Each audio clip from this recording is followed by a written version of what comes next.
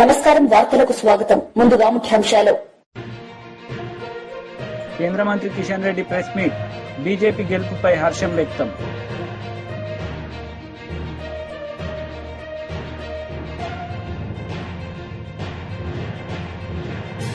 MLC కవిత media సమావేశం. పలు అంశాలపై వివరణ.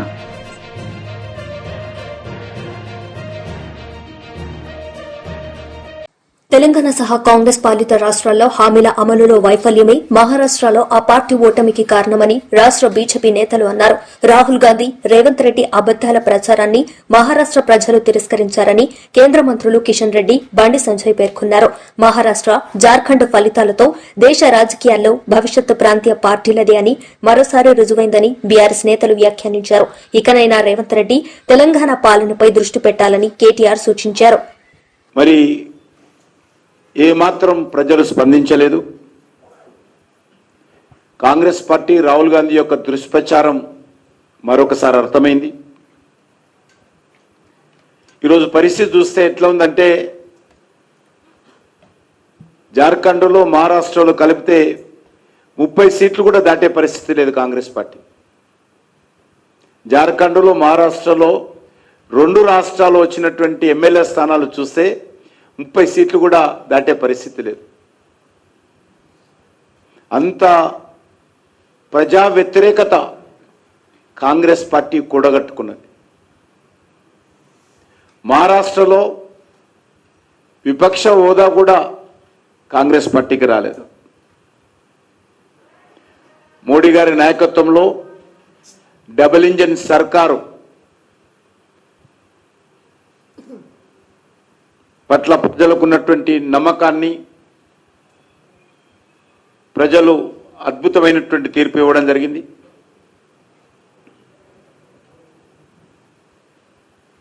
ప్రజల మధ్య విభేదాలు సృష్టించే ప్రయత్నము, భాష పేరుతో, ప్రాంతం పేరుతో, కులం పేరుతో, మతం పేరుతో ఏదో ప్రయత్నం చేసిందో దానికి మహారాష్ట్ర ప్రజలు తగిన బుద్ధి చెప్పారు.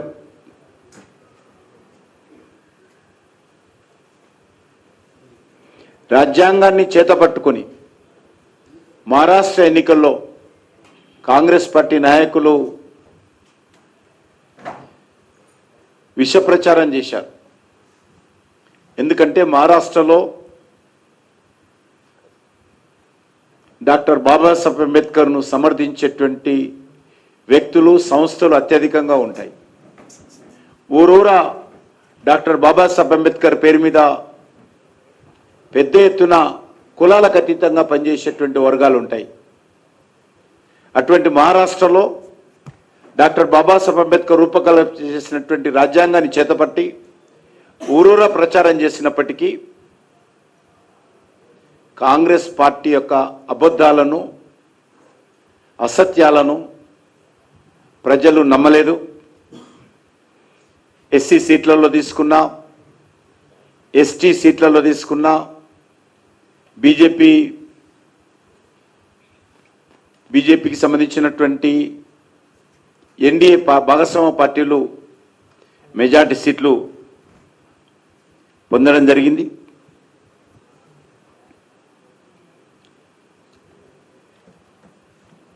ఈరోజు మనం చూస్తూ ఉన్నాం, బీజేపీ నాయకత్వంలో ఎక్కడైతే ప్రభుత్వాలు ఉన్నాయో, ఈరోజు మహారాష్ట్రలో భారతీయ జనతా పార్టీ నేతృత్వంలో 3వసారి అధికారంలోకి వచ్చాం. మేము మొదటిసారి దేవేంద్ర ఫడ్నవీస్ గారు సమర్థవంతంగా 5 సంవత్సరాలు పరిపాలన చేశారు. రెండోసారి దేవేంద్ర ఫడ్నవీస్ నేతృత్వంలో శివసేన అంతకుముందు లేకపోయినప్పటికీ కూడా, అంతకుముందు అసెంబ్లీ ఎన్నికల్లో కలవనప్పటికీ కూడా, బీజేపీతో కలిసి పోటీ అయినప్పటికీ కూడా అనేక మంది యొక్క కోరిక మేరకు, ప్రజల ఆకాంక్షల మేరకు బయట ఉన్నటువంటి శివసేనను తీసుకొని 5 సంవత్సరాల క్రితం ఎన్నికల్లో పోటీ చేసి గెలిచిన తర్వాత, ఫలితాలు వచ్చిన తర్వాత ముఖ్యమంత్రి కుర్చీ కోసం ప్రజలకు వెన్నుపోటు పొడిచి ఉద్ధవ్ ఠాక్రే నేతృత్వంలో కాంగ్రెస్ పార్టీ, శరద్ పవార్ చక్రం తిప్పి బీజేపీని అధికారం నుంచి దూరం చేసేటువంటి ప్రయత్నం చేశారు. కానీ 2 సంవత్సరాలు తిరగకముందే మళ్ళీ అక్కడ మోసం చేసినటువంటి శివసేనకు అక్కడ ఉన్నటువంటి ఎమ్మెల్యేలు బుద్ధి చెప్పి బాలాసాహెబ్ ఠాక్రే, శివసేన అధినేత అయినటువంటి బాలాసాహెబ్ ఠాక్రే యొక్క ఆలోచన విధానంతో అనేక మంది ఎమ్మెల్యేలు ముందుకొచ్చి మళ్ళీ ఏక్నాథ్ షిండే గారి నేతృత్వంలో పరిపాలన చేశారు, ప్రభుత్వం ఏర్పాటు చేశారు. తిరిగి మళ్ళీ ఈరోజు నరేంద్ర మోడీ గారి నేతృత్వంలో 3వసారి ఇంత జరిగినప్పటికీ కూడా 3వసారి మహారాష్ట్ర ప్రజలు అత్యద్భుతమైనటువంటి మెజార్టీతో ఈరోజు అధికారంలో రావడం అనేటువంటిది మనం చూస్తూ ఉన్నాం. ఇక్కడే కాదు, బీజేపీ అనేక రాష్ట్రాల్లో కూడా 2వసారి 3వసారి అధికారంలోకి వస్తాం. గోవాలో గురుకుల పాఠశాలల విద్యార్థుల ప్రాణాలు కాపాడేందుకు ముఖ్యమంత్రి రేవంత్ రెడ్డి కనీసం 10 నిమిషాలైనా సమయం కేటాయించాలని ఎమ్మెల్సీ కవిత విజ్ఞప్తి చేశారు. పసిబిడ్డల ప్రాణాలు పోతా ఉంటే సీఎం పట్టనట్టు ఉండడం సరికాదని సూచించారు. ఫుడ్ పాయిజన్, విద్యుద్ఘాతం, ఆత్మహత్యలతో మృతి చెందిన విద్యార్థుల కుటుంబాలకు 10 లక్షల రూపాయల పరిహారం ఇవ్వాలని డిమాండ్ చేశారు. నిమ్స్ ఆసుపత్రిలో వెంటిలేటర్పై చికిత్స పొందుతున్న వాంఖిడి రెసిడెన్షియల్ స్కూల్ విద్యార్థిని శైలజను కవిత పరామర్శించారు. వారి కుటుంబానికి ధైర్యం చెప్పారు. 11 నెలల కాంగ్రెస్ పాలనలో 42 మంది విద్యార్థులు ప్రాణాలు కోల్పోవడం కలిచివేస్తుందన్నారు. ఉదయం విద్యార్థిని శైలజను మాజీ మంత్రి కొప్పుల ఈశ్వర్ సైతం పరామర్శించి ఆరోగ్య పరిస్థితిని తెలుసుకున్నారు. పాప ఇంకా కూడా వెజిటేటివ్ స్టేట్లోనే ఉన్నది. దాదాపుగా వెంటిలేటర్ మీదనే చాలా రోజుల నుంచి ఉన్నటువంటి సందర్భం. మనము చాలా బాధతో కూడినటువంటి పరామర్శ ఇది. ప్రభుత్వాన్ని మేము డిమాండ్ చేస్తూ ఉన్నాం, విజ్ఞప్తి చేస్తూ ఉన్నాం.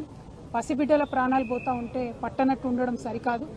ఈ ప్రభుత్వం వచ్చి 11 నెలలైతే దాదాపుగా నెలకు 3 మంది యావరేజ్గా ఇప్పటికే 42 మంది బిడ్డలు ప్రభుత్వ పాఠశాలల్లో చదువుతున్నటువంటి వాళ్ళు కేవలం ప్రభుత్వం యొక్క నిర్లక్ష్యంతో ఫుడ్ పాయిజనింగ్ వల్ల చనిపోవడం జరిగింది.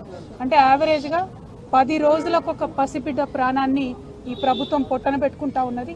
ఇది సరైనటువంటి వైఖరి కాదు. అన్ని సంక్షేమ శాఖలు కూడా గౌరవ ముఖ్యమంత్రి గారి దగ్గర ఉండడంతో మరి వారి సమయం వెచ్చించలేకపోతున్నట్టుగా కనపడతా ఉన్నది.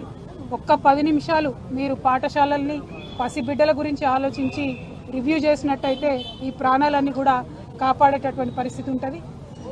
నిన్న పేపర్లో చూసాం, నారాయణపేటలో హాస్టల్లో అన్నంలో పురుగొచ్చిందని చెప్పి పిల్లలందరూ ధర్నా చేస్తే స్వయంగా ముఖ్యమంత్రి గారు మరి రివ్యూ చేసిన తర్వాత తెల్లారి మర్నాడు కూడా మళ్ళీ అదే సీన్ రిపీట్ అయితే పిల్లలంతా ఇప్పుడు కూడా ధర్నా చేస్తున్నటువంటి పరిస్థితి మరి కనబడతా ఉంది. దయచేసి ఈ ప్రభుత్వాన్ని విజ్ఞప్తి చేస్తూ ఉన్నాం, మీ ప్రాధాన్యతను గుర్తించండి. బిడ్డల ప్రాణాలు ప్రాధాన్యమైనటువంటి అంశంగా మీరు స్వీకరించి తక్షణమే చర్యలు చేపట్టవలసిందిగా నేను డిమాండ్ చేస్తూ ఉన్నాను. నేను ఎస్టీ వెల్ఫేర్ అధికారి గారు శరత్ గారితో కూడా మాట్లాడడం జరిగింది. మరి వారు మేము చూస్తున్నాము, అన్ని రకాలుగా చర్యలు తీసుకుంటున్నామని చెప్తున్నప్పటికీ ఆదిలాబాద్ టు ఆలంపూర్ మీరు ఏ ఒక్క పాఠశాల చూసినా, ప్రభుత్వ గురుకుల కావచ్చు, ఆశ్రమ పాఠశాల కావచ్చు, ఏది చూసినా కూడా ప్రతి పాఠశాలలో ఏదో ఒక ఇన్సిడెంట్ జరిగింది. ఈ 42 మంది పిల్లలు 11 నెలల్లో చచ్చిపోయింది అన్ని జిల్లాల నుండి ఉన్నారు.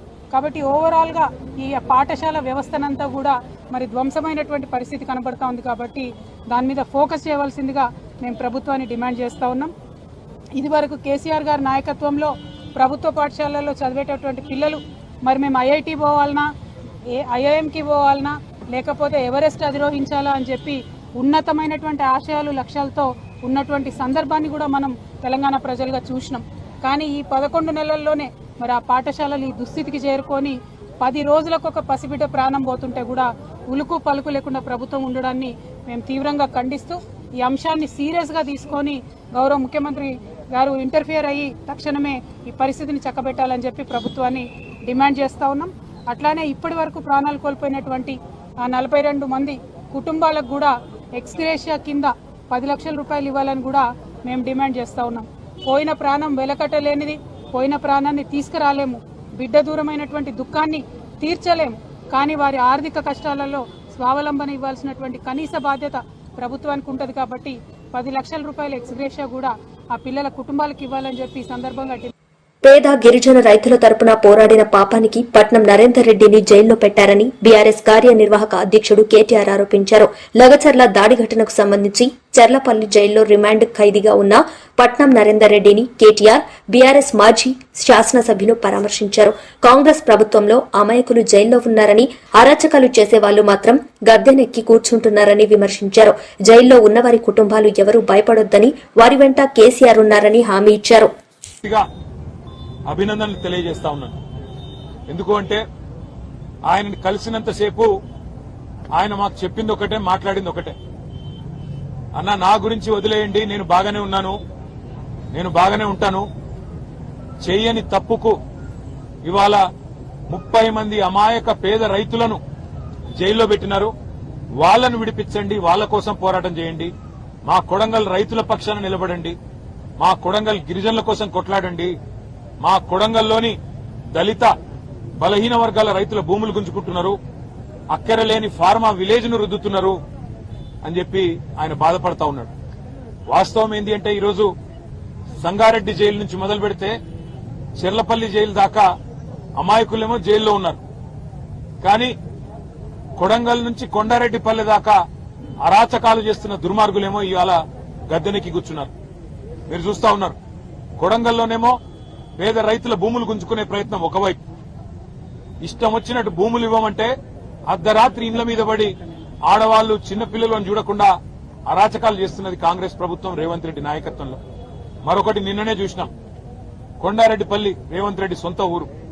ఒక మాజీ సర్పంచ్ పెద్ద ఆయన సాయిరెడ్డి 85 ఏళ్లు ఇదే రేవంత్ రెడ్డి కోసం మన ఎలక్షన్ లో కూడా తిరిగిండు, ఓట్లేయించిండు.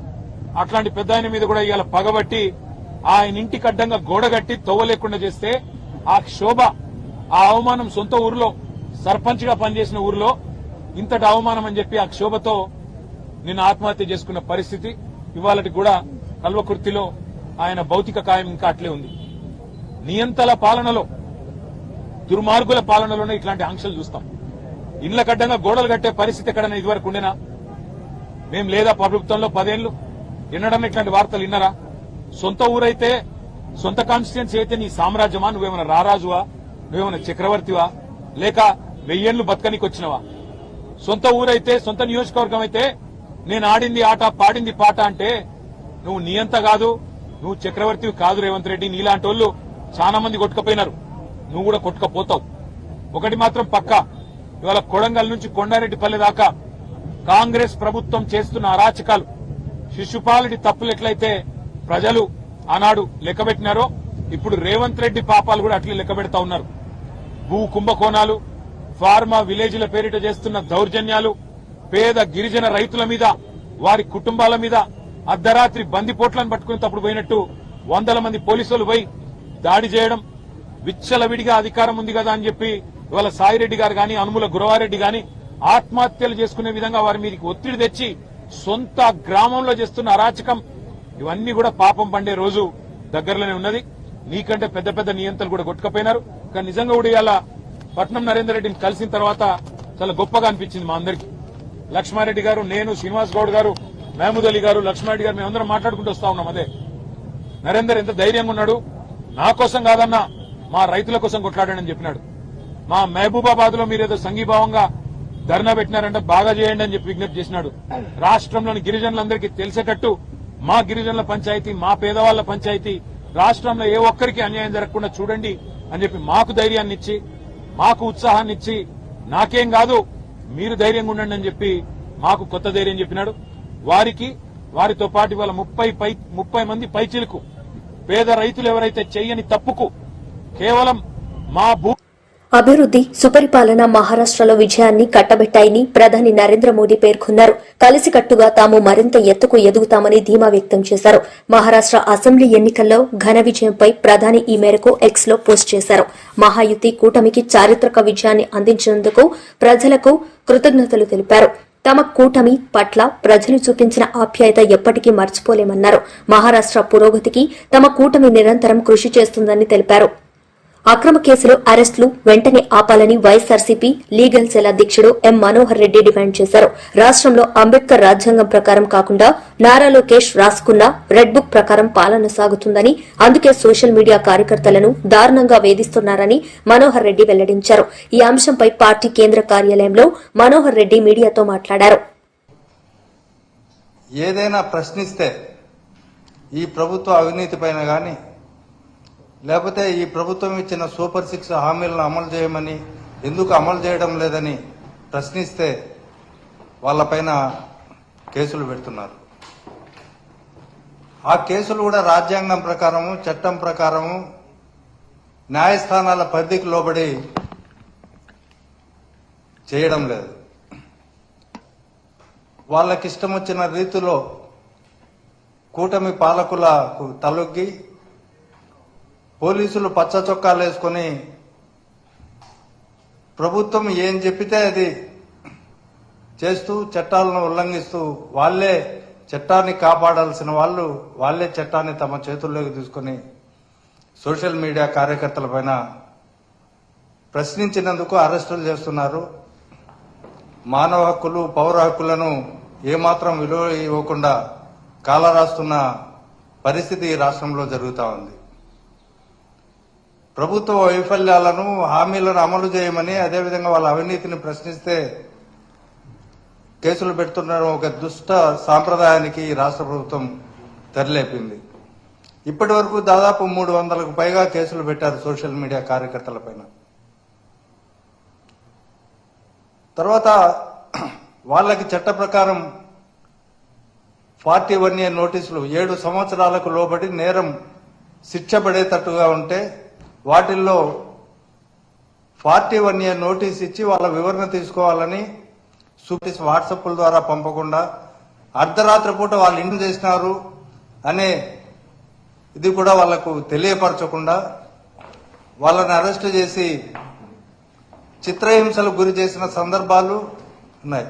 అదేవిధంగా కొంతమందిని పోలీస్ స్టేషన్ తీసుకెళ్లి ఏం నేరం చేసినారో చెప్పరు, ఏం పోస్టులు పెట్టినారో చెప్పరు, ఏం కేసు నమోదైందో చెప్పరు.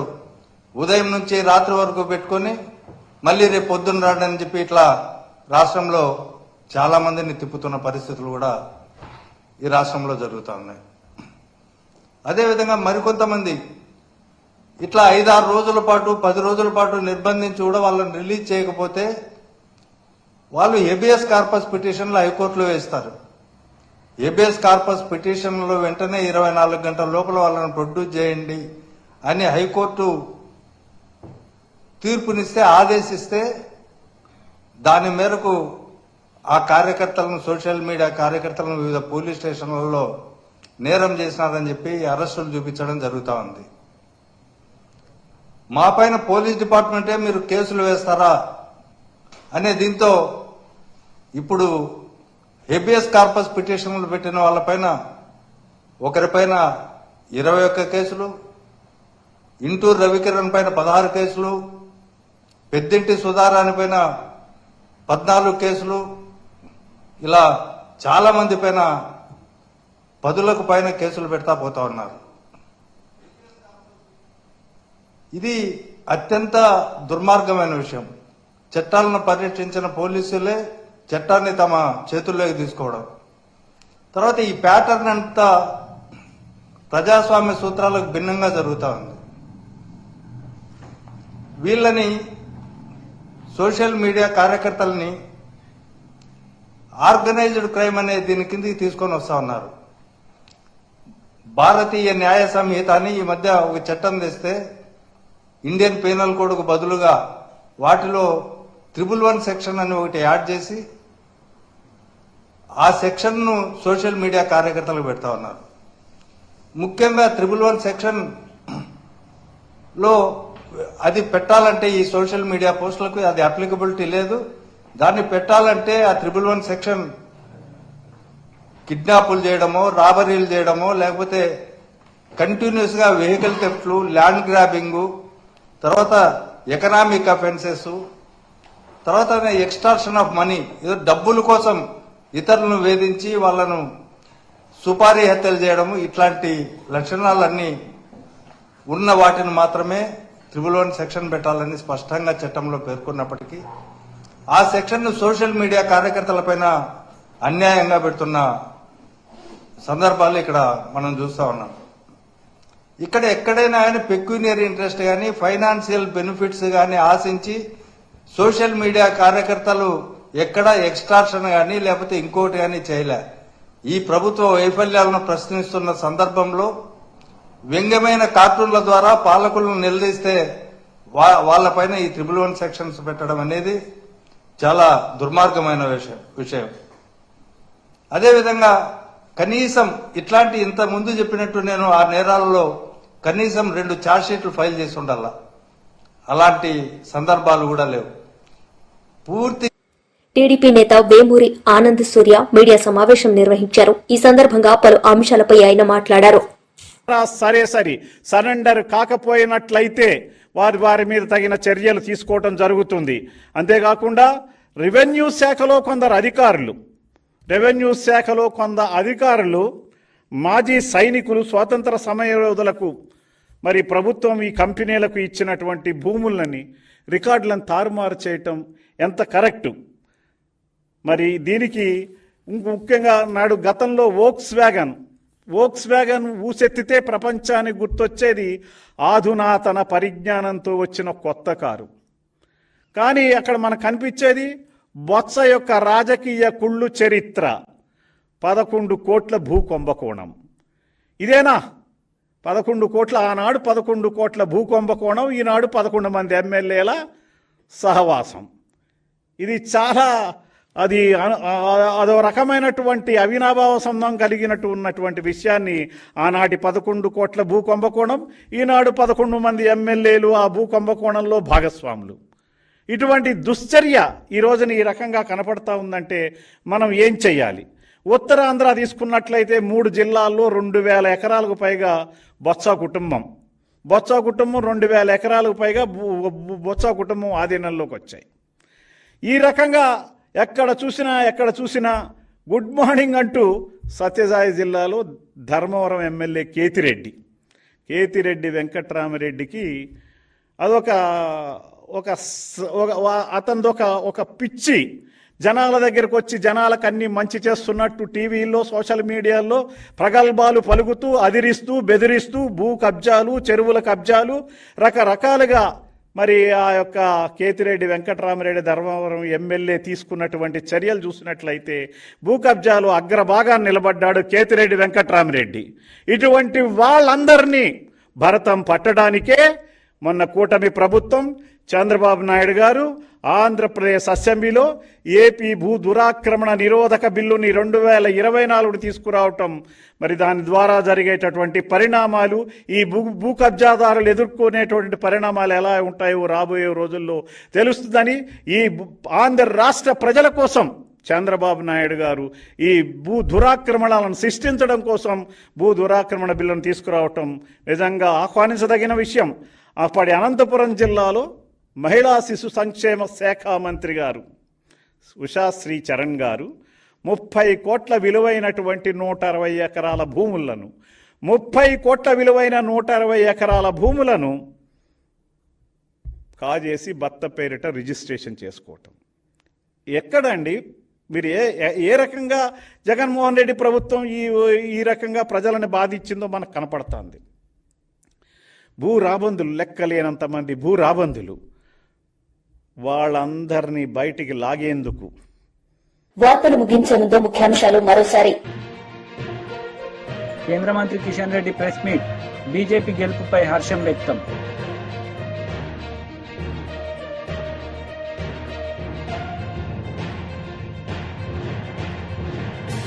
ఎమ్మెల్సీ కవిత మీడియా సమావేశం, పలు అంశాలపై వివరణ.